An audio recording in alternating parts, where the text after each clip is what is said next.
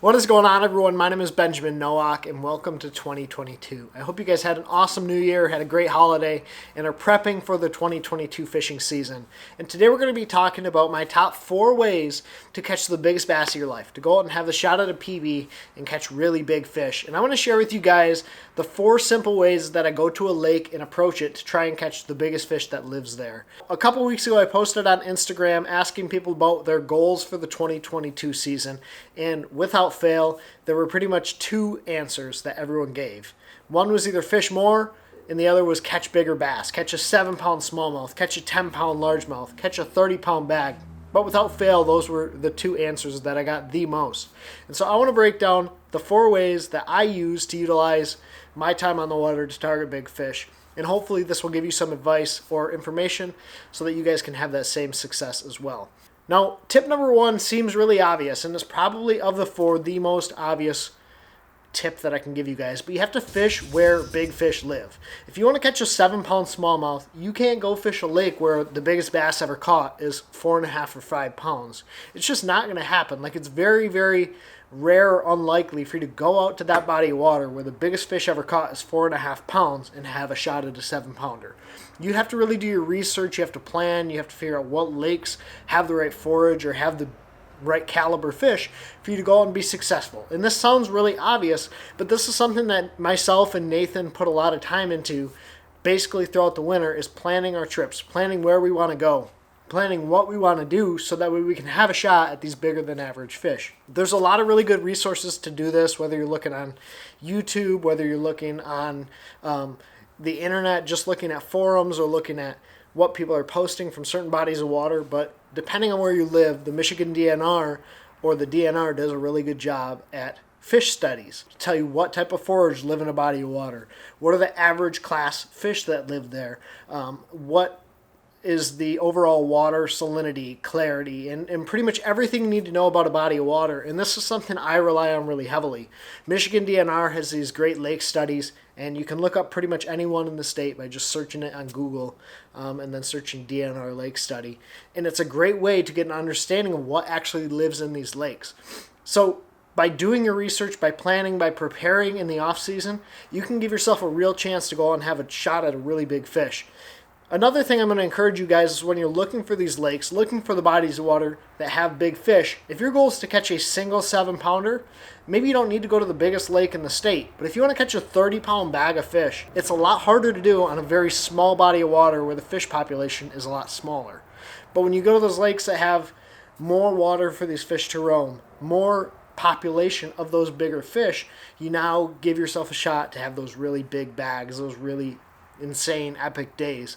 But you can't typically do that if you're fishing a body of water that doesn't have the right population and the right age class of fish for you to go out and have success. Tip number 2 is a lot of times these big fish are lone roamers. They don't tend to hang out in these big schools of fish. They tend to be isolated, whether it's on an isolated piece of cover just off of the main spot, whether they're roaming around in the middle of the column, hanging out, feeding on bait fish, or following these bait fish around. They don't tend to be around all the other smallmouth.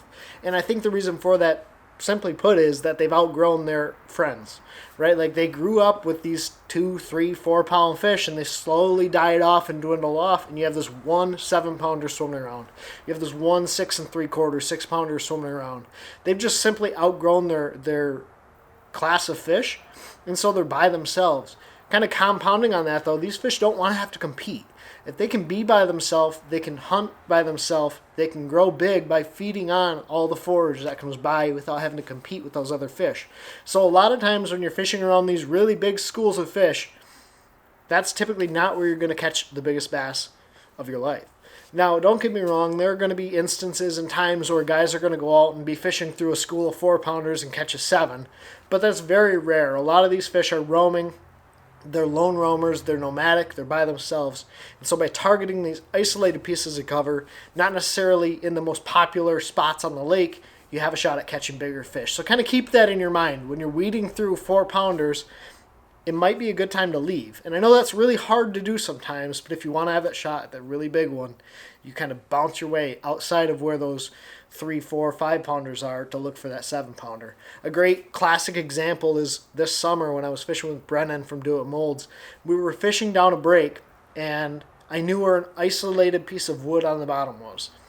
We could go up shallow and catch fish pretty regularly, 3, 4 pounders, but to catch a really, really big fish, I rolled out to this lone piece of wood, and I saw a fish, granted on live scope. I saw this fish out there. He was by himself, cast my bait out to it. He came up and ate it. It was a 6.5 pounder. So a lot of times those bigger than average fish, those really freak caliber fish are going to be lone roamers. They're going to be by themselves.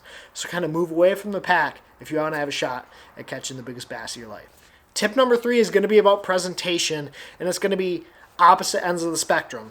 Fish really, really slow or fish really, really fast. A lot of times these bigger than average caliber fish, if they have the opportunity to look at that bait, see it out there, inspect it, hang out, look at it, it's not intrusive, it's not moving around a lot, that fish is more willing to commit to it.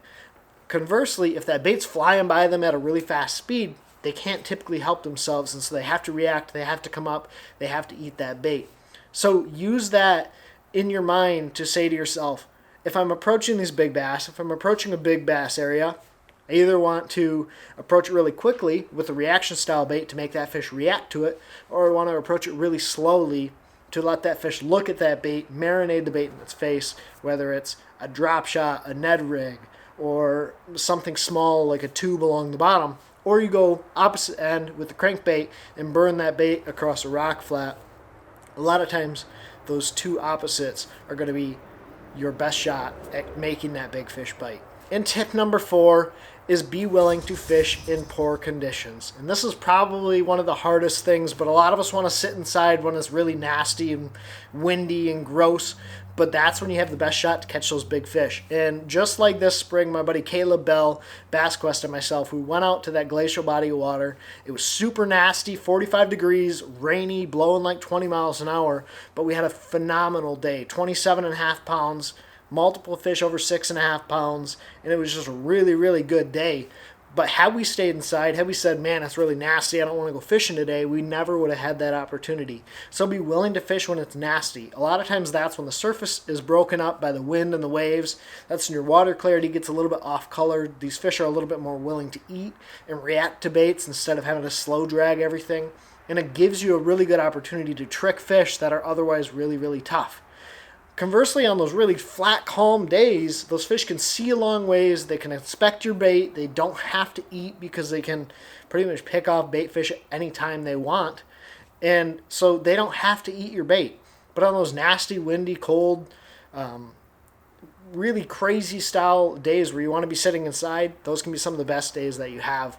And so I encourage you guys, if you want to catch a big fish, go out on those days, go out on the days where things maybe seem not ideal, and you'll have a shot at a really big bass. So those are my 4 tips, the 4 simple ways to have a shot at your PB in 2022. Number 1, understand the body of water that you're fishing and plan and prepare so you're fishing a body of water that actually has your PB living in it. Number 2, understand that fish are lone roamers. Typically, they're not hanging around those big pods of fish. They've outgrown their buddies. And so when you're catching a 4-pounder, if you want to catch a 7-pounder, maybe bounce outside, look for something isolated that big one can hang out on. Number 3, understand your presentation. Go really fast or really slow to trick those fish to bite. And number 4, be willing to fish in the nastiest of condition. But if you guys have any questions or comments, hit me up down in the comment section down below. I hope this gives you guys a little bit of a kickstart to get going in 22, get you excited, motivated, and get your brain going on ways that you can target your biggest fish of your life this season. But as always, thank you guys for watching. Take care, tight lines. God bless. Pursue passion.